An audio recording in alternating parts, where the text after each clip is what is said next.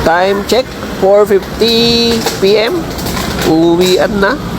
Yung asawa ko naglalambing, gusto ng buko. Sino ba naman ako para tumanggi?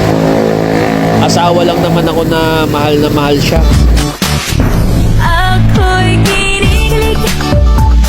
Biyahe na ako pauwi. Siguro mga 30 minutos.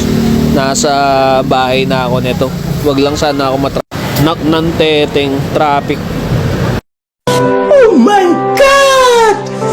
Wow! Andito na ako sa bilihan ng buko. Bibilin ko na yung request ng asawa ko.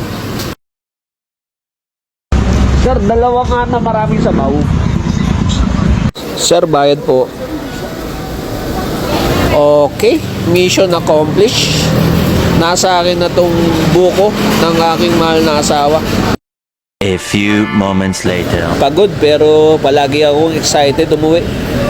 Alam nyo kung bakit? Halika, ipapakita ko sa inyo.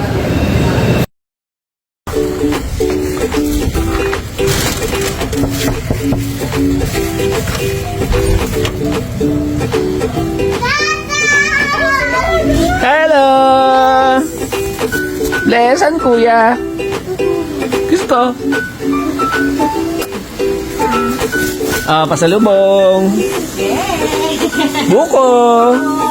Sinilip ko rin yung panganay ko. Mahimbing pala siyang natutulog ngayon. Tapusin ko na dito, kakain na kami.